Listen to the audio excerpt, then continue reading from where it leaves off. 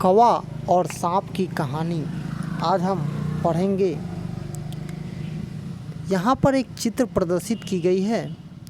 इसमें दिखाया गया है कि एक पेड़ पर एक सांप है और एक घोंसले में दो कौवे की चित्र है। एक बड़े बरगद के पेड़ पर एक कौवे और कौवी ने अपना घोंसला बनाया। वे अपने बाल बच्चों के साथ उस घोंसले में रहने लगे। एक दिन बूढ़े काले सांप ने उस पर बरगद के नीचे अपना बिल बना लिया और रहने लगा।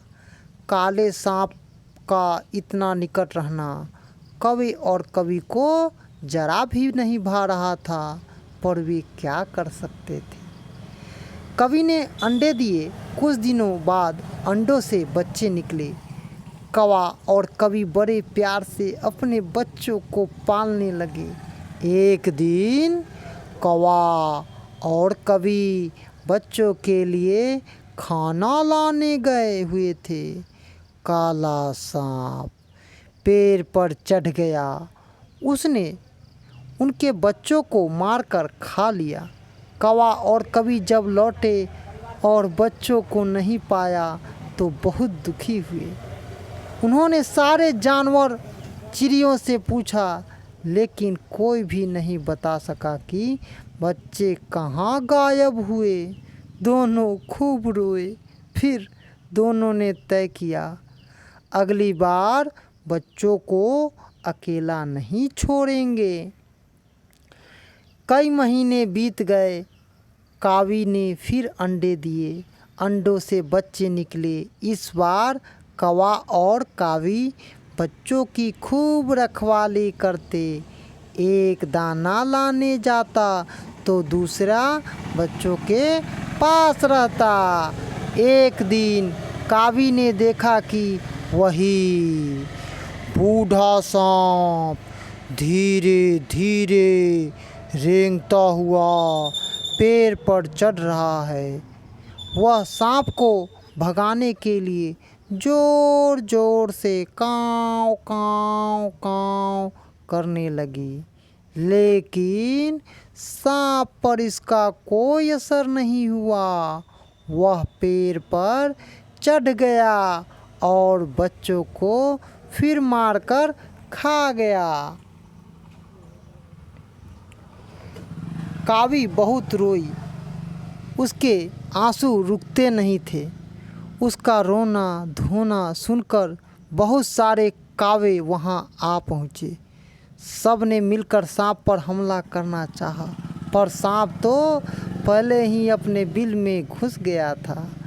शाम को कौवा लौटा और उसने सुना कि काला सांप फिर बच्चों को खा गया, तो वह बहुत दुखी हुआ। सिसकते हुए कौवी ने कहा कि हम लोग इस पेड़ को छोड़कर कहीं और चलते हैं। इस पर काले सांप के पड़ोस में रहना ठीक नहीं है। बच्चों के मरने से कौवा भी दुखी था।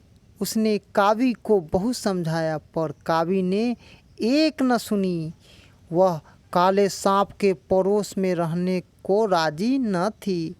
कौवे ने कहा, हम इतने सालों से यहाँ रह रहे हैं। अपने पुराने घर को छोड़ते हुए मुझे बुरा तो बहुत लगेगा। कौवी ने कहा, सो तो ठीक है, पर इस दुष्ट सांप से हमें कौन बचाएगा। कौवे ने कहा, चलो हम सांप को भगाने या मारने की कोई तरकीब सोचते हैं। लोमड़ी मौसी यही पास में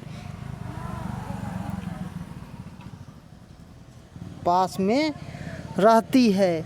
वह चतुर है। चलो चलो उसके से बात करते हैं। कौवी ने कौवे से बात मान ली और दोनों लोमड़ी के पास गए और उसे सारी बात बताई। वे बोले, हमारी मदद करो मौसी, हमारी मदद करो। इस सांप से हमें बचाओ, नहीं तो हमें अपना घर छोड़कर कहीं दूर जाना पड़ेगा। लोमड़ी ने कुछ देर सोचकर कौवे से कहा, तुम दोनों को अपना घर नहीं छोड़ना चाहिए। तुम दोनों बहुत दिनों से यहाँ रह रहे हो। मैंने सांप को मारने की एक बहुत अच्छी तरकीब सोची है। कल सवेरे महल के राजकुमारी नदी में नहाने जाएगी। पानी में घुसने के पहले वे अपने गहने कपड़े उतार कर किनारे पर रख देगी। उसकी रखवाली करने के लिए उनके साथ नौकर चाकर भी होंगे। तुम दोनों पहले देख आना कि वे गहने कहाँ रखती हैं। जब कोई देख न रहा हो तो कौवी उसमें से एक मोती की हार उठाकर उड़ गई। तुम पीछे पीछे काँव काँव करते उड़ जाना, खूब जोर से शोर मचाना, जिससे भी नौकर चाकर उसे हार लेकर उड़ते हुए देख सके। वह तुम्हारे पीछा करेंगे। हार कर काले सांप के बिल में गिरा देना, फिर देखना क्या होता है। कावे ने लोमड़ी की बताई तरकीब मान ली।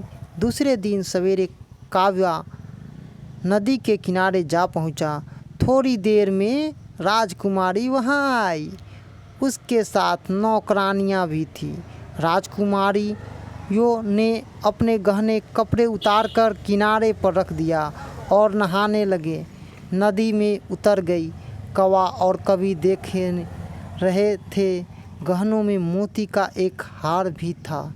कावी झपट चोंच में हार को दबाए और उड़ गई। काँव काँव करता हुआ कौवा भी उसके पीछे पीछे उड़ चला। नौकरों ने कावी की हार उठाते देख लिया। उन्होंने शोर मचाया और उसके पीछे पीछे भागे। कावी ने सांप के बिल में हार गिरा दिया और उड़ गई। नौकरों ने सांप के बिल में हार को गिरते देख लिया। वे डंडे से बिल में से हार निकालने लगे। सांप को यह छेड़छाड़ अच्छी नहीं लगी। उसे बहुत गुस्सा आया। वह बिल से बाहर निकल आया और फन फैलाकर उसे डसने को लपका। नौकरों ने सांप को घेर लिया और भाले से बेध कर मार डाला। फिर वे हार लेकर चल गए। कौवा और कवि पेड़ पर से यह तमाशा देख रहे थे। उन्होंने यह देखा कि उसका दुश्मन काला सांप मारा गया। तब उन्होंने चैन की सांस ली। कौवा और कवि अपने पुराने घर में सुख से रहने लगे और हमेशा लोमड़ी के गुण को गाने लगे। यह कहानी विष्णु शर्मा पंचतंत्र से ली गई है। यह बहुत ही मार्मिक कहानी है। जय हिंद, जय भारत।